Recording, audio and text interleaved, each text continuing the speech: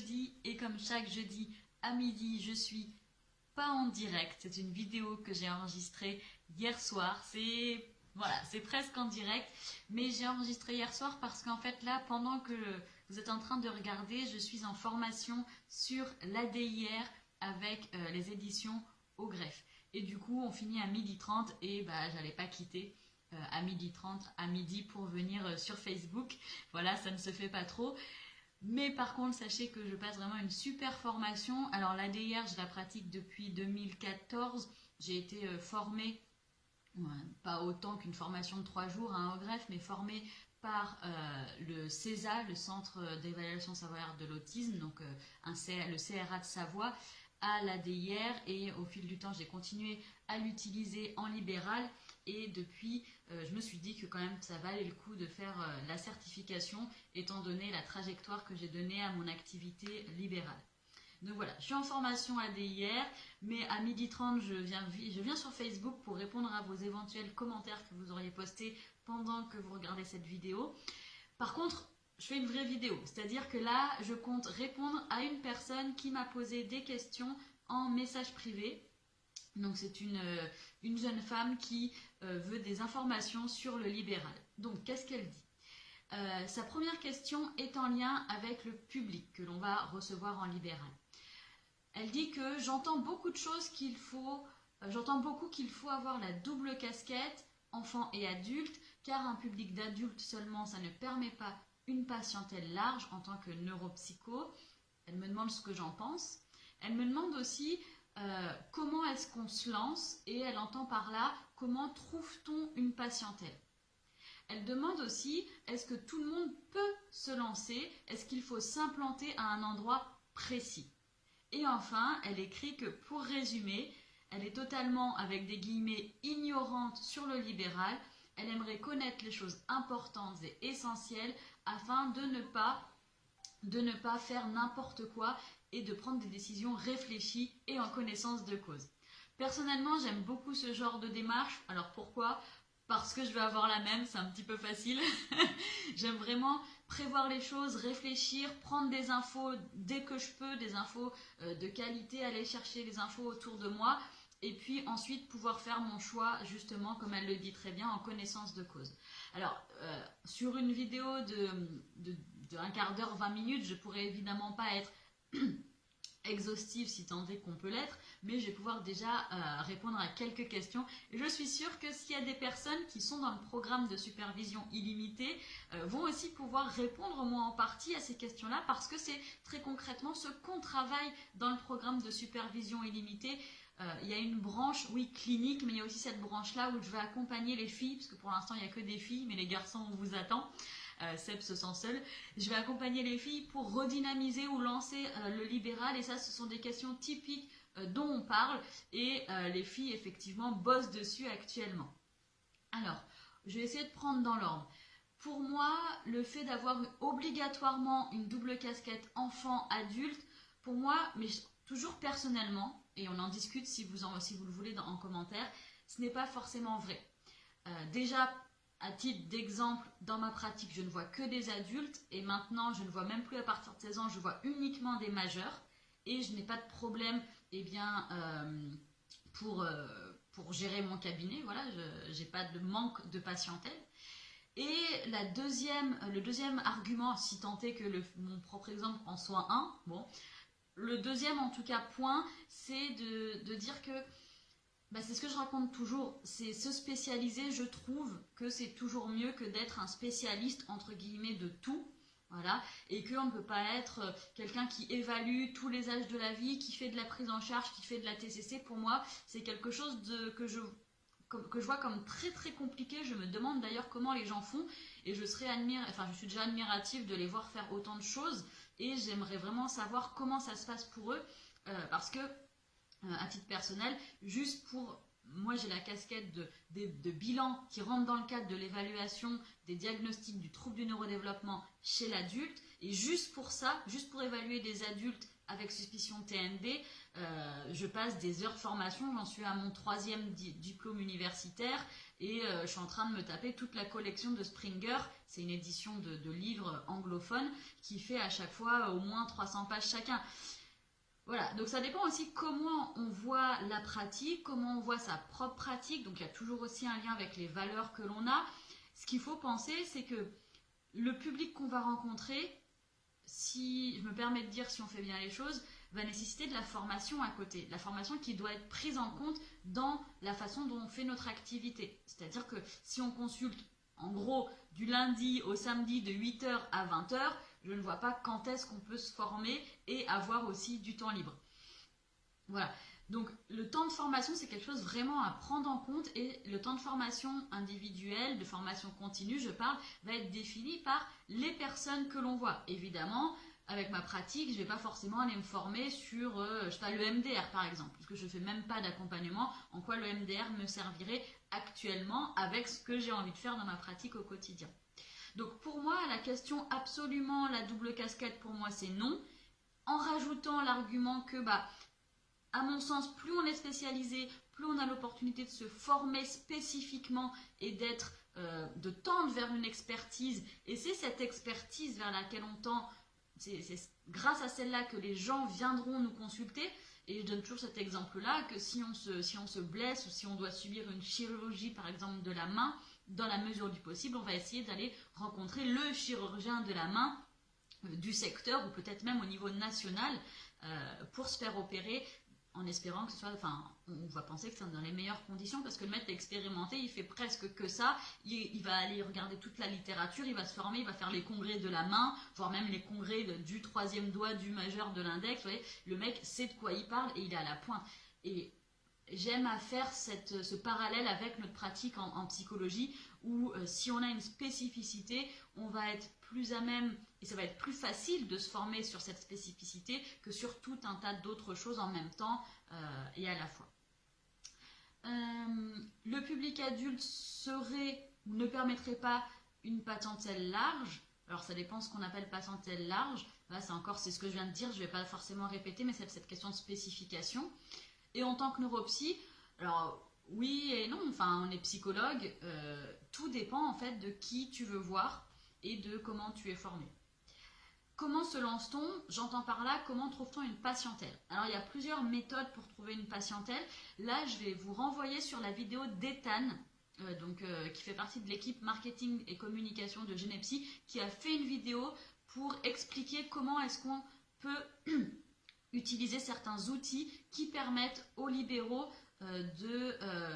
d'augmenter leur nombre de patients qui souhaitent prendre rendez-vous. Donc je vais vous remettre le lien dans la description, comme ça vous pourrez aller voir directement la vidéo. Et si vous avez des questions suite à avoir visionné cette vidéo, vous pourrez mettre des commentaires et puis on prendra bien plaisir à vous répondre. Et Ethan en personne répondra aussi sans problème. Je vais quand même donner quelques indications. Effectivement, il y a des choses qui reviennent facilement, de contacter les collègues, les confrères, les consoeurs, mais aussi les autres professionnels des alentours, en lien avec la patientèle que vous voulez recevoir, évidemment. Et puis, ça va être aussi via, par exemple, et c'est que des exemples, tout va dépendre en fait de votre stratégie globale. Ça peut être un site internet, un site vitrine, ça peut être aussi, je sais pas, donc on a dit les mails, mais ça peut être ce site internet et puis participer à des réunions, s'inscrire dans les associations. Si tu es neuropsy, il y a l'OFPN pour faire du réseau. Participer à des congrès peuvent aussi permettre de faire une patientèle. Est-ce que tout le monde peut se lancer? Est-ce qu'il faut s'implanter à un endroit précis? Vaste question. Et là, celles qui sont dans le programme de supervision illimitée vont m'entendre pour une énième fois leur répéter. Faut voir se lancer en libéral comme quelque chose implémenté dans votre projet de vie global. C'est-à-dire qu'on ne peut pas mettre d'un côté le libéral professionnel et d'autre côté votre vie avec votre chien, éventuellement vos gamins, votre mari, votre femme, etc. Non, tout doit être en fait vu globalement. Et ensuite, on va faire des choix. Moi j'ai envie de dire, où est-ce que tu as envie de vivre? Voilà, ça part de là. Je veux dire, si je te dis, bah, faut t'installer absolument, mais vraiment absolument. Si tu veux tout que marche, je te garantis que tout marchera, mais faut t'installer à Courchevel. Tu vois, où est le sens là-dedans? Il n'y en a pas vraiment, sauf si t'as un Savoyard et que t'as pas envie de bouger, ou un Isérois, hop, et t'as vraiment envie d'être en montagne et c'est ce que t'avais pensé à l'avance. Non. Mais sinon, ça n'a aucun sens. Le truc, ça va être de se dire déjà où est-ce que j'ai envie de vivre dans l'idéal ou avec quelques compromis, parce qu'évidemment, sinon, tout serait facile, mais c'est pas toujours le cas. Donc, où est-ce que tu as envie de vivre? Dans quel contexte, dans quel cadre tu as envie de vivre? En ville, en campagne, en demi-campagne, voilà. Et à partir de là, déjà, ça va donner des éléments. Si tu as envie de vivre à Paris, tu vas avoir déjà des éléments sur un cabinet à Paris. Donc, si c'est Paris, comment on dit, intramuros, bah forcément, par exemple, tu vas avoir comme indication automatiquement que les loyers, a priori, vont être plus chers qu'ailleurs, qu'il y a déjà un certain nombre de psychologues qui sont installés. Après, il faut voir aussi quelle spécialité ils ont, ces psychologues, parce que si, je dis une connerie, mais s'ils sont tous spécialistes de l'EMDR, j'ai rien contre l'EMDR, hein, c'est juste que j'ai ça en tête en ce moment, et que toi, tu arrives en faisant autre chose, peut-être que c'est une opportunité quand même. Okay, donc, est-ce qu'il faut s'implanter à un endroit précis? Je pense qu'il faut vraiment relier l'implantation du cabinet avec ton projet de vie. Okay, parce que si, encore un autre exemple, si tu as vraiment très très envie de vivre en Lozère, mais que tu implantes ton cabinet à Marseille, ça n'a pas de sens. Enfin, voilà. Tout est lié. Tout est lié. Pour résumer, je suis totalement ignorante sur le libéral, j'aimerais connaître les choses importantes et essentielles et ne pas faire n'importe quoi et prendre des décisions réfléchies. Ça, c'est une question qui est très très très vaste, on pourrait en parler pendant au moins 6 jours entiers. Donc je vais essayer de donner quelques infos, mais en étant très vague, et je ne suis pas sûre que ça répondra à cette interrogation que tu as. Je pense que pour, disons, essayer de se lancer au mieux, il faut vraiment, dans un premier temps, se poser et faire le point, finalement, sur sa propre vie.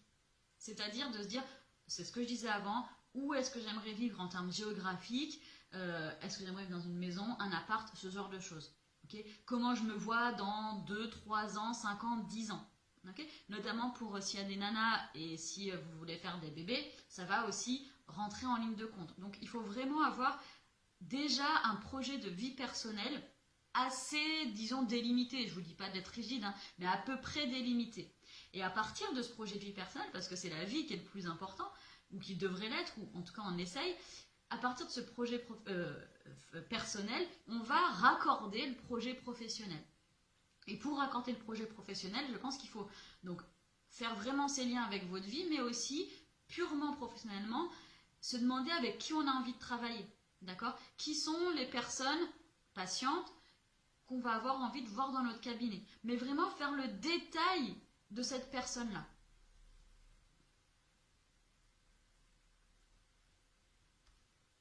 Est-ce que vous avez envie de voir, je ne sais pas, en particulier des personnes, alors peut-être pas des hommes qui auraient subi des traumatismes et des viols ou du harcèlement?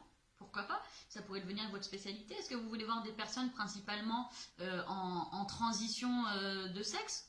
Pourquoi pas? Des personnes qui veulent mettre un bypass? Des personnes avec suspicion d'autisme? Voyez, donc il va falloir décrire très très précisément le type de personne patient que vous voulez voir. En déterminant l'âge aussi, en déterminant les signes, d'accord, pour lesquels ils devraient vous appeler. Je vais préciser ce point-là. Par exemple, les personnes qui vont me rencontrer, elles vont se poser des questions sur leurs interactions sociales, sur la façon d'entrer en communication avec les autres, sur des particularités sensorielles. Ça va être les signes d'appel. Et lorsqu'on va taper dans Internet, dans un moteur de recherche, eh bien avec ces signes-là, a priori, on peut, au bout d'un moment, retomber sur Genepsi. Voilà. Donc, il faut aussi définir quels sont les comportements qui vont poser problème à ces personnes et donc faire le lien avec vous, les comportements qui posent problème aux gens que vous voudriez recevoir dans le cabinet. Okay, donc par exemple, moi j'aimerais bien recevoir des personnes qui ont des difficultés à se faire des amis, qui ne sont pas à l'aise quand ils sont en groupe et qui ont vraiment des difficultés lorsqu'il y a des odeurs fortes, ça les gêne. Ouais, et donc toutes ces personnes-là qui vont avoir ces mêmes comportements, a priori elles seront renvoyées sur moi. Je prends un autre exemple, on va prendre les deux côtés, le côté du professionnel, quel comportement il veut recevoir, et du côté de la famille. Par exemple, si je suis une maman, j'ai un enfant, c'est insupportable, il n'arrête pas de bouger, il n'obéit pas, et puis en plus, dès que je lui dis quelque chose, que je lui donne une consigne ou un ordre, il refuse et même parfois il me crache dessus. Et de l'autre côté, on a par exemple Sébastien Rad à Genepsy, qui bosse en tant que neuropsy, qui va dire, bah moi, en Sébastien Rad, eh ben, je veux voir des gamins donc, qui vont avoir tous les signes ou des signes d'un trouble d'opposition avec ou sans provocation. D'accord? Et là, vous voyez, ça fait le lien.